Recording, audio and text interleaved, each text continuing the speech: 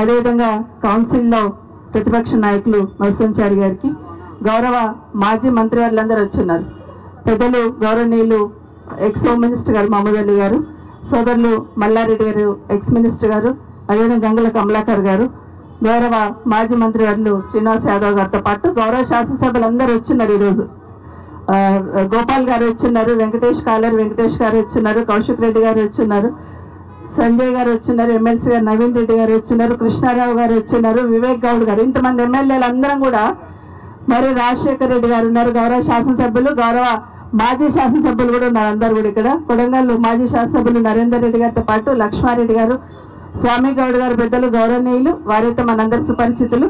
వారితో పాటు వేదిక మీద ఉన్న మాజీ శాసనసభ్యులు భూపాల్ రెడ్డి గారు. వీళ్ళందరూ ఎందుకు చెప్తున్నానంటే, ఒక్క మాట, ఈ రోజు మేము ఇక్కడికి వస్తున్నామని నిన్న టీవీలో హరీష్ రావు గారు అనౌన్స్ చేసినప్పుడు ఉదయం 8:30 వరకు తెలంగాణ భవన్ లో ఉన్నారు. వీళ్ళందరూ భరోసా ఇవ్వాలి, మన బాధ్యత, ఖచ్చితంగా వెళ్ళాలి ఐదర్శకోట అని చెప్పి మీరందరూ ఇక్కడికి వచ్చి మాకందరికి వీళ్ళందరికీ ధైర్యం ఇచ్చే ప్రయత్నంలో వచ్చిన ప్రతి సోదరుడికి, ప్రతి నాయకుడికి ప్రత్యేకంగా ధన్యవాదాలు.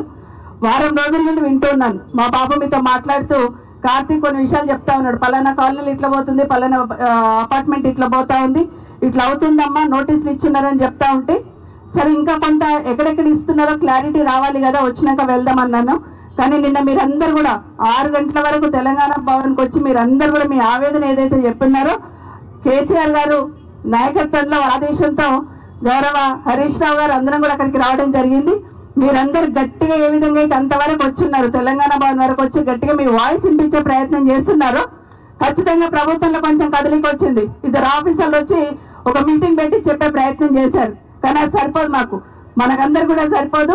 ఇక్కడ మాట్లాడిన ప్రతి ఒక్కరిని చూస్తున్నాం, ఒక్కొక్కరి మాటల్లో ఆ బాధ వింటుంటే ఎంత బాధ అనిపిస్తుందంటే, ఇప్పుడు ఒక ఆడబిడ్డ మాట్లాడింది, 9 నెలల గర్భవతిని, నెల రోజులు నిద్ర లేకుండా ఉన్నాను అని చెప్తుందంటే, ఒక్కసారి పైన ముఖ్యమంత్రి గారికి నిజంగా మానవత్వం ఉంటే ఈరోజు మాట్లాడిన ఒక్కరొక్కరు మాట్లాడిన మాటలు వింటే ఖచ్చితంగా పునరాలోచించాలి. కానీ ముఖ్యమంత్రి గారికి రోమ్ చక్రవర్తి లాగా ఉంది, రోమ్ తలగబడుతుంటే పీడియలు వాయించినట్టు. ఇక్కడ ఇంతమంది ఆక్రనందన ఆక్రోషంతో కుండలాగి చనిపోతుంటే కూడా వినిపించినట్టు ముఖ్యమంత్రిగా ప్రవర్తిస్తున్న విషయం మనం గమనించున్నాం. నా రిక్వెస్ట్లో మీకు అందరికీ ఒకటే, ప్రతి కాలనీ నుండి ఇప్పుడు మీరు మాట్లాడున్నారు కదా, గట్టిగా నిలబడండి, గట్టిగా ఉండండి, ఐకమత్యంగా ఉండండి, పోరాటం చేద్దాం. మీ ఇళ్ళకి దక్కదలకుండా చూసుకుంటాం. కానీ అందులో ఎవరో ఒకరు అటు ఇటు పోయింది అనుకోండి, వాళ్ళ స్ట్రాటజీ ఏంటంటే, మేము కన్విన్స్ చేసి తీసుకుంటాం అనే లెవెల్లో మాట్లాడుతున్నారు. దయచేసి ఒక్కరి హీల్డ్ అయినా మొత్తం అందరికీ దెబ్బ తగులుతుంది. కాబట్టి మీరు ఐకమత్యంగా ఉండి కొట్లాడితే ఒక్కరు కూడా మీ దగ్గరికి రాలేకపోతారని మాత్రం దయచేసి గుర్తుపెట్టుకోమని చెప్తున్నాను. పోతున్న వాళ్ళే కాదు, ఈ ఐదర్శకోట్ల వందలాది కాలనీలు ఉన్నాయి, ఈ బండ్లగూడ కార్పొరేషన్ లో వందలాది కాలనీలు ఉన్నాయి.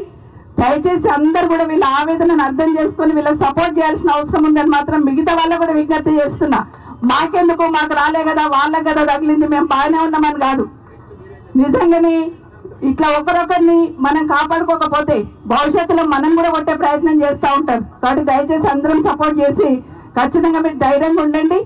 ఎప్పుడు అవసరం ఉన్నా బీఆర్ఎస్ పార్టీ మీకు అండగా ఉంటుందని బీఆర్ఎస్ భవన్ నుండి కేటీఆర్ గారు వర్కింగ్ ప్రెసిడెంట్ గారు కేసీఆర్ గారి నాయకత్వంలో స్టేట్మెంట్ ఇవ్వడం, నేను హరీష్ రావు గారు రావడం, మీకు అందరికీ కూడా ఒక భరోసా ఇవ్వడం అనేది చూస్తున్నాం. ఖచ్చితంగా మీరు అందరు కూడా నిన్న చెప్పినట్టే లీగల్గా అయినా ఫైట్ చేయడానికి సిద్ధం. అసలు మీ దగ్గరికి రాకుండా ఆపాలనే ఉంటారు తాపత్రయం, ఆ విధంగా ఫైట్ చేద్దాం. మీరు అందరు గట్టిగా ఉండండి. మీకు అందరు కూడా మరొకసారి మనవి చేస్తూ ఇప్పటికీ